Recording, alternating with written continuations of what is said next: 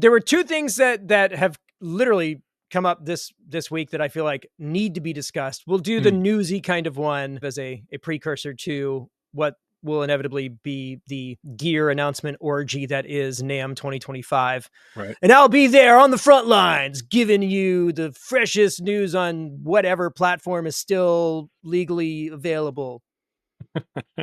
Yeah, Reels, something. Yeah, look for us on Vine. Yes, for sure. But there've been a bunch of little announcements that I've been, into. There was Behringer announcing that they're releasing a version of the Linn drum for like $399. That was mind blowing. That was about a week ago. End of last week, there was teasing of the MXR Rockman drop, and I am incredibly excited to try that out. Oh yeah, because I mean, it's not like the HX Stomp rig isn't small enough, but I could literally, it could be one pedal that does all of my sounds. The only thing that it doesn't do is acoustic. And can I get around that? Is it clean enough for that I could, skate? I don't know. Yeah, maybe. I just want to know what it sounds like. I just want to plug into it and play the opening riff to Hysteria. And if it sounds like I'm going to buy one. Like that's all there is to it. Okay. I mean, this is a business expense, full stop. It takes me back to the 80s, right? Like I needed to have a headphone out. Right. So, I mean, but they had direct outs and there was a rack mount version of it also. But like that clean sound and that distorted sound it's basically every part of Hysteria and Pyromania that sounds awesome. Yeah. Those guitar tones, it's all Rockman. Yeah. So I can't wait to try that one out. But the latest one was released today, and we're recording this on Monday. QSC just threw their hat into the line array rig. Sorry, the column line array rig. Yes. They've been in the regular line arrays for a while. Yeah. But installation. Today they announced the K column, which is a 3,000 watt three-way column system. The unique kind of value prop is that it is a three-way system.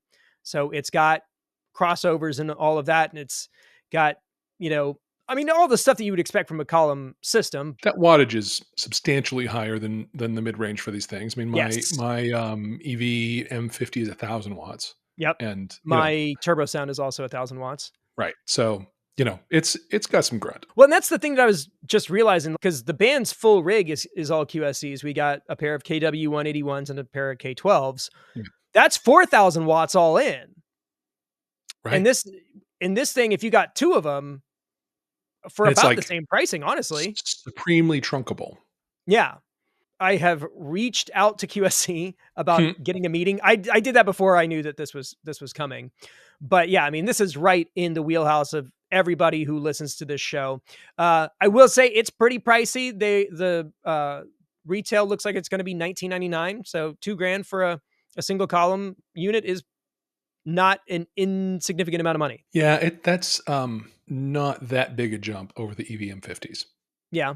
For the increase in power and the way that it's going to separate out, it's got a real bass to mid crossover, which was one of the pain points for me with it. I had to add a sub to the EV M50s to feel like I was not getting like muddied up mids. This should handle that out of the box and have more power than you could possibly imagine. So, and it looks super pristine, professional. Real comes clean. In black and white. Like it is built for the kind of work we do. Yep.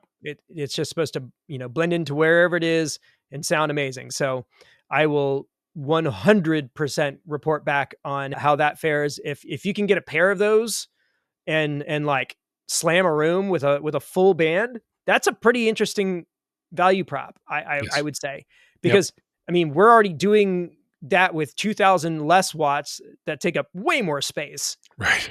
So if it's anywhere in the ballpark, I would consider it. I'm just excited because this is, we're still over a full week out and we got companies dropping these like pretty significant big deal announcements. Now, we were talking about this a little bit before we hopped on. And the thing that jumped out at me is that it feels like QSC is kind of the last of the big speaker companies to dip their toe into this particular market. The portable line array. Yeah. The timing of it just seems odd to me that, because I mean, line arrays have been popular. I mean, the Bose L1 system was announced when, like pre 2010? Something like that. 2010, 2011. Yeah. I mean, but given the things we've said about it, does it put a period on them? Is it like ending that era in a way that's definitive? Right. And I guess that's really the question, the proof's in the pudding, but Sure. is this a thing that changes the way that these column array systems are perceived or are utilized? Yeah. Because in most cases it's one of them and it's being used to play background music. So, is it doing that but Yeah. like at some level that we're just not aware of, or does is it doing more than that? Yeah. There are plenty of band guys who are fully in on big boxes on sticks who would never dream of a line array, that maybe this would bring them around if it's got, the That's the the fair. the base separation and the power to do it. Well, and QSC just brings a certain pedigree True. to Yeah, their for sure. product line. Yep. So I think they've kind of built this reputation of making high quality stuff that is reasonably priced, but Mhm. is 100% like professional.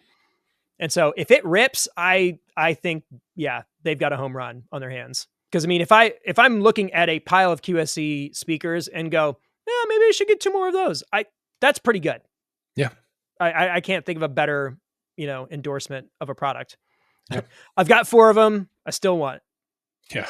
Exactly. That's a good barrier. That's a good it's a good litmus test of Yeah. whether it's going to be a success or not. I'm sure that by the time this comes out, there'll be 20 more pieces of gear to get into. Yeah, they gotta heat you up to come visit their booths, right? That's the point. Absolutely. And yeah, I've got some plans with some of the other creators that I'm staying with, and setting up meetings with companies that are kind of that we use, reached out to Onstage and QSC and a couple of the prompter companies that are going to be out there. Like, yeah, there's some there for us Good. to, make sure that we have you guys have the best inside track on, relevant gear. Yeah, and, frankly, our listenership has grown enough that we maybe have some credentials in those conversations. Last year we didn't, but maybe this year we do. Yeah, I mean, I feel like numbers are growing, so Yeah, numbers last year were pretty good and now they're better than they were the year before. So, we'll just have to see. but, like, what was Um, it? 49% growth over the year, like, that's a yeah, statement.